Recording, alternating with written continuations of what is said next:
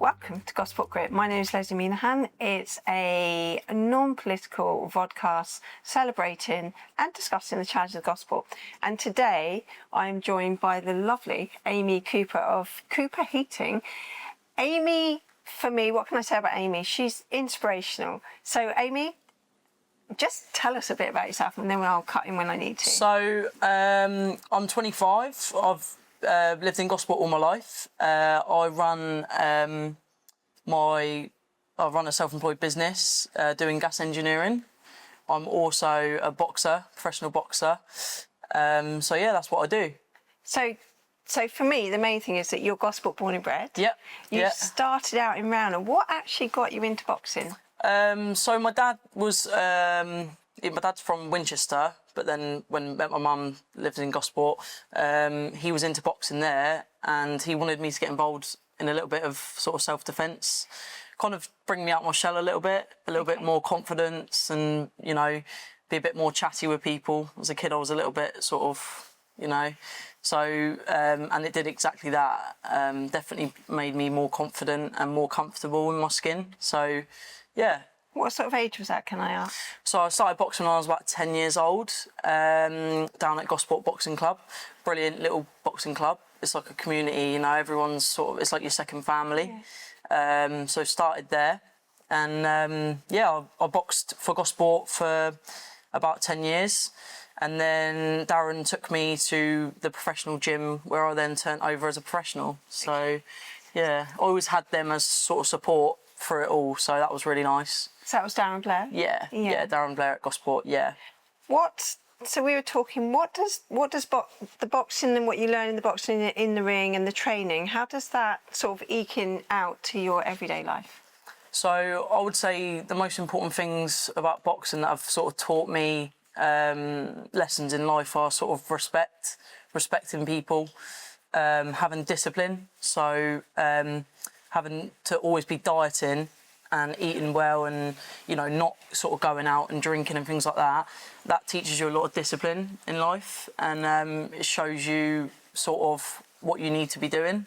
And when you eat well and you train, you feel good. Yeah. And that sort of shows. So, yeah, I think that's the most important thing, and it's taught me many lessons, you know. And kind of discipline and discipline is the most important thing. Yeah. And you sort of walk into a gym and no one sort of judges you or looks at you because they're all there with the same goal, doing the same, working towards the same thing. So you all go into a boxing gym and you'll have lots of different walks of life. You'll have sort of police officers, ex-criminals, different races, different religions, you know, but we all muck together and work together, and I think that's really sort of special. It's a real special thing. It's quite levelling. Yeah, definitely, yeah, 100%. So we spoke about the fact, you can't avoid the fact that you are a girl and you are a fully qualified gas engineer. Yeah. I think if I had £1 for every time I got that, then I wouldn't have to work. But yeah, I get that every single day. And what took you into being a gas engineer? So I can't sit here and say I always wanted to be a gas engineer, because that's kind of not really how it worked out. Obviously panned out well in the end, but I started off working for the council, mainly because my dad works for the council. Okay. Kind of got that link up through there, and yeah, it was a brilliant thing really. The council gave me all my opportunities to get any qualifications I needed really. So I did all my qualifications through the council, which was brilliant. And then obviously I wanted to progress on, and my main goal was always to own my own business.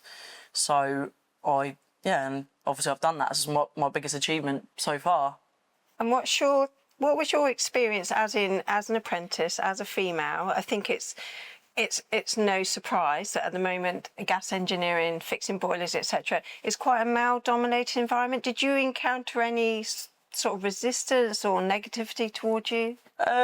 Yeah, I think any woman that's in a male-dominated, you know, whether it be work or training, I've luckily got that boxing side of things, so I'm already in a male-dominated sport. So that helped me out massively with the confidence and sort of not taking any crap from anyone, basically. But I just think the main thing is consistency. Keep showing up, then people start taking you seriously. I think that people definitely challenge you a little bit more because you're a female. But it shouldn't matter what gender you are. If you've got the qualifications and you've got the experience, then that should be the most important thing. But yeah, I definitely have been sort of challenged by men about sort of, oh, are you qualified to do this? Have you got the experience to do this? Things like that. But I think the main thing for me is just keep showing up, keep being consistent, and they eventually will take you seriously. And obviously I've got my own business now, so it's a real big achievement for me, and it shows people that actually I am serious in the job, I am serious within the industry, and I do get a lot of support as well. So you take the rough with the smooth. And how do you deal with the negativity? Does it drain you or does it empower you? For me, it inspires me. It makes me want to go on and do better. But I think certain people, it could affect them, you know, negative comments and things like that. It could affect people. But for me, it's that boxing. I always go back to that. Yeah. Like, it's given me that confidence and that sort of like get up and go, and like I've got that goal and I'll continue to do it no matter what anyone says. And no opinion is going to change that for me. So you're self-employed now. Yeah. How are you greeted on the door? Is there like women, please, that you've got a female engineer? Do you have any sort of issues or concerns? I'd say 90% of the time people are happy to see me. You often get a couple of people that might sort of look at me like, oh. It's a female engineer, you know, when I'm stood there with my tool bag. But majority of the support I get is pretty positive. Yeah. And a lot of my customers are elderly females, so they feel quite comfortable with me coming in. They might have had a bad experience in the past with a tradesman or something like that, and they feel a bit more comfortable with me going in and sort of sitting and chatting to them and making a bit of effort with them, you know. Sometimes I'm the only person they see, which is obviously quite sad, but I sort of, you know, have a chat with them and make them feel a bit more comfortable, and so yeah, it's nice. Have we spoke about the fact you're gender. Have you ever been knocked a door where somebody's sort of challenged your qualifications, for want of a better word? Yeah, definitely. Yeah, so I've had, it's mainly men, I would say, that have been like that towards me. But I did have one woman that didn't want me to do a job in the house because I was a female, which is a bit strange. Mm. But so we're always, I think any woman that's in a male-dominated job, we're always going to be dealing with that. But it's the way that you deal with it, I think that's important. And do you have a support network? Have you got other engineers that you support? Yeah, so on Instagram there's a lot of female engineers that have kind of got together, and we all follow each other, and we all kind of, we all chat and stuff like that. So it's really nice. It's really nice to see the other engineers doing well, and the men get on it too. They really support the women, which is really, really nice. There are lots of gas engineers online that have got a big following and things, so they do help out in all the ways they can, which is really nice. Do you obviously at the moment social media is very current in relation to young people. Do you have any sort of view about social media for you as a younger person? I think for me, I try and use social media as an equipment for my business, but I do think that it can be quite negative sometimes. You know, you could be comparing your life to somebody else's and thinking, oh, I'm not doing as well as that. But really, we shouldn't be thinking about that. You should be on your own path and think about what you're doing and your goals. That's how I try and look at it, rather than kind of compare myself to other people, because that could be very easy to get into my life's unfair, why don't I have this, why don't I have that? I don't have that attitude to life. I kind of have, like, if I want something, it's a get up and go, and you get up and do it. And that's the way I've been brought up. That's the way my mum is, that's the way my dad is. So I'm quite thankful for that.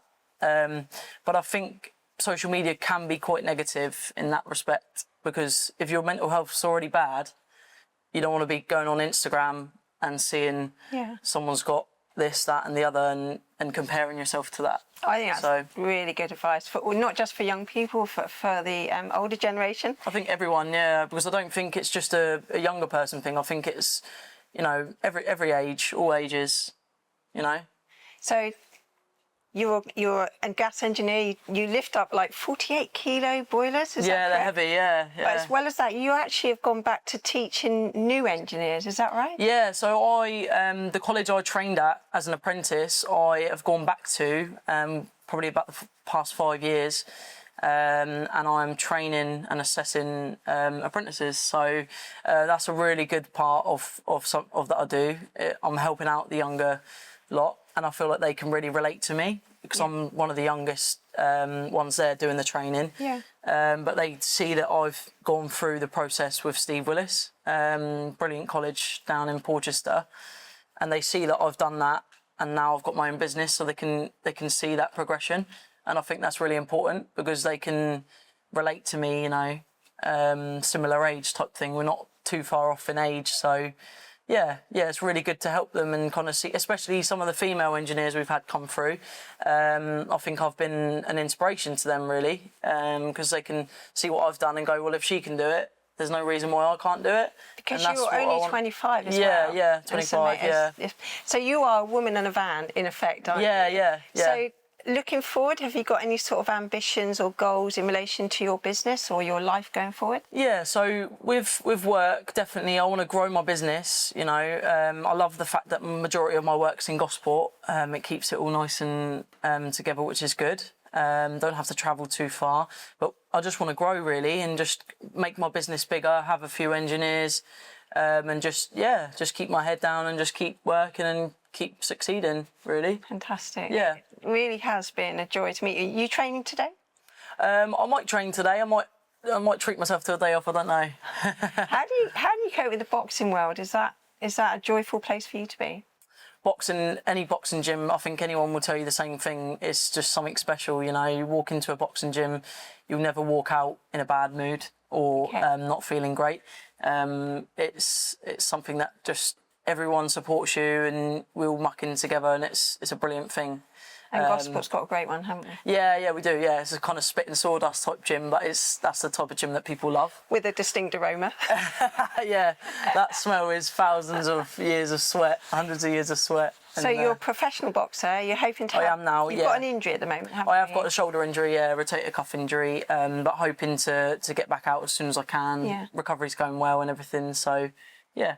Amy, it's as always joyful to meet you. And you. Yeah. Thank you.